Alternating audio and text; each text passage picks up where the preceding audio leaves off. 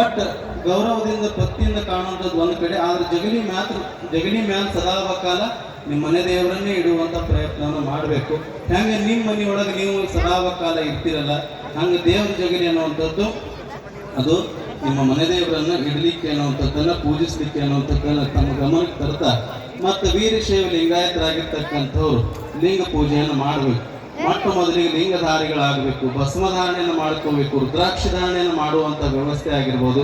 ಇನ್ನುಳಿದ ಧರ್ಮೀಯರು ಇರ್ತಾರೆ, ಅವರವರ ಧರ್ಮಾಚರಣೆಯನ್ನು ಅವ್ರು ಮಾಡುವಂಥ ವ್ಯವಸ್ಥೆಯನ್ನು ಮಾಡಬೇಕು.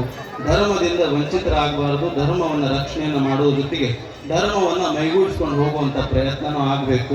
ಅದರ ಜೊತೆಗೆ ಯಾಕೆ ನಾವು ಲಿಂಗಧಾರಿಗಳಾಗ್ರಿ ಅಂತ ಹೇಳ್ತೇವೆ, ವಿದೇಶಿಗರು ಸಹ ಲಿಂಗ ದೀಕ್ಷೆಯನ್ನು ಹೊಂದುವಂಥ ವ್ಯವಸ್ಥೆಯನ್ನು ನಾವು ಕಾಣ್ತಾ ಇದೆ. ಯಾರು ಇಚ್ಛೆಯನ್ನು ಉಳ್ಳಂಥವ್ರು ಇರ್ತಾರ ಅವರೆಲ್ಲ ಲಿಂಗ ದೀಕ್ಷೆಯನ್ನು ಪಡೆದುಕೊಳ್ಬೋದು, ಲಿಂಗಧಾರಿಗಳಾಗ್ಬೋದು, ಲಿಂಗ ಪೂಜೆಯನ್ನು ಮಾಡ್ಕೊಳ್ಳೋದಾಗಿರ್ಬೋದು, ಭಸ್ಮಧಾರಣೆ, ರುದ್ರಾಕ್ಷಿ ಧಾರಣೆ ಇವೆಲ್ಲವನ್ನ ಒಂದು ಸೈದ್ಧಾಂತಿಕವಾಗಿ ಇವತ್ತು ವೈಜ್ಞಾನಿಕವಾಗಿಯೂ ಸಹ ನಮ್ಮ ಆರೋಗ್ಯದ ದೃಷ್ಟಿಯಿಂದ ಅವನ್ನೆಲ್ಲ ಆಚರಣೆಗಳನ್ನು ಮಾಡಿಲ್ಲ. ಅದನ್ನೆಲ್ಲವನ್ನ ವಿಸ್ತಾರವಾಗಿ ಹೇಳ್ತಾ ಹೋದರೆ ಸಮಯ ಆಗ್ತದೆ.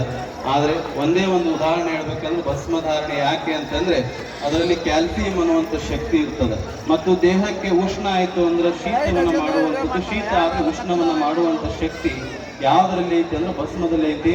ಅಷ್ಟೇ ಅಲ್ಲ, ನೀವು ಹಣಿ ಮೇಲೆ ಧರಿಸ್ತೀರಿ ಅಂತಂದ್ರೆ ನಿಮ್ಮ ಹಣೆ ಬರವನ್ನು ಬದಲಿಸುವಂಥ ಶಕ್ತಿ ಯಾವುದಕ್ಕಿದೆ ಅಂದ್ರೆ ಭಸ್ಮಕ್ಕಿದೆ ಅನ್ನುವಂಥದ್ದನ್ನು ತಾವು ಅರ್ಥೈಸ್ಕೊಳ್ಬೇಕು.